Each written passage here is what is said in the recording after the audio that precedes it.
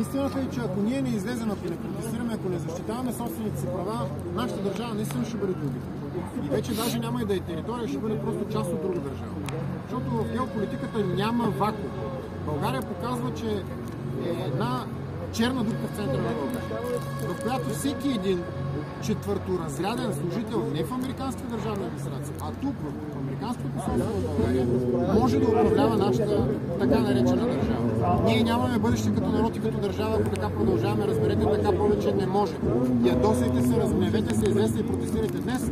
Тук на входа на пристанището един човек дойде, който беше с камион и каза: добре, що блокирате мене? И ние му обяснихме: ние не блокираме тебе, ние блокираме пристанището. Той каза: аз имам работа. И ние му казваме: човек, ти като гледаш протестите във Франция, като гледаш протестите в Гърция, в Германия, радваш се на протестите? Радвам се. Казваш: ето, французите, гърците виж какво правят. Той казва: да, точно така казва.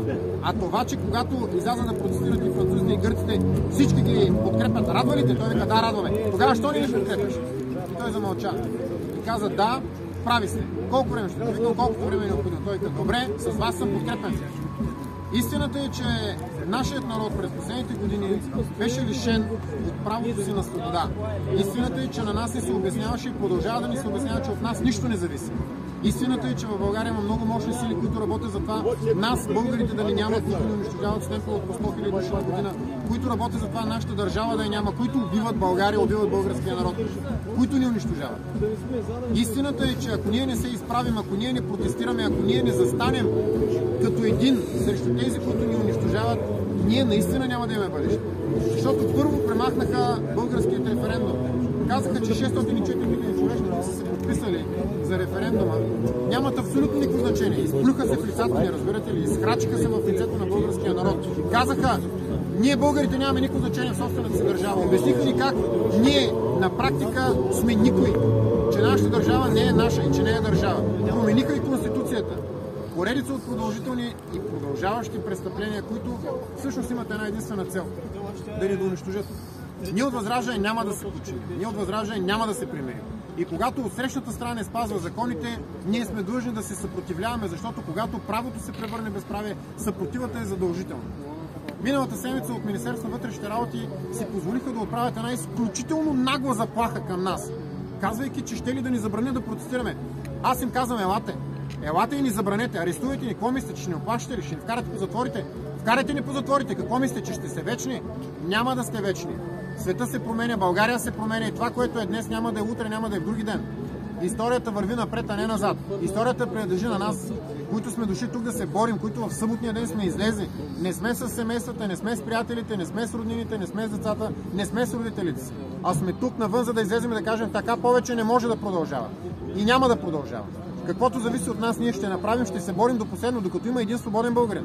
А тук са само свободни българи, докато има свободни възрожденци, докато има хора, които искат да се борят и които не се страхуват. Ние ще продължаваме борбата. Уважаеми сънародници, припомням ви, че тази година имаме златен шанс да съборим управляващият престъпен режим. На 9 юни има европейски избори. На тези избори ние, българите, можем да вземем властта в собствената си държава. На тези избори ние можем най-накрая да кажем не на управляващия престъпен режим. И ако ние не направим това, ако ние не се преборим сега, изпускаме пореден, не знам кой точно пореден златен шанс. Затова ядосайте се, разгневете се, изправете се срещу потисническия тиранически режим. И излезте, подкрепете Възраждане, борете се заедно с нас. Излезте, протестирайте където искате, когато можете. Организирайте се по-отделно. Днес тук са и хора, които не са от Възраждане. Излезте и протестирайте, защото ако вие не защитите собствените си права, никой друг няма да го направи. Защото свободата няма да дойде даром. Защото няма да дойде някой друг, който да ви освободи отвън. Защото истината е, че ако вие не тръгнете да поискате свободата, никой няма да ви я даде. Защото истината е, че ако не беше априлското въстание и десетките хиляди жертви на българите показали, че искат да живеят и да умират като свободни хора, а не да живеят и да умират като роби, нямаше да има и освободителната руско-турска война. Защото никой не дава свобода на този, който не иска. И защото най-големият враг на свободата е ситият и задоволен, нахранен, затластял роб. Изберете свободата, кажете не на робството и да живее България! Да живее България!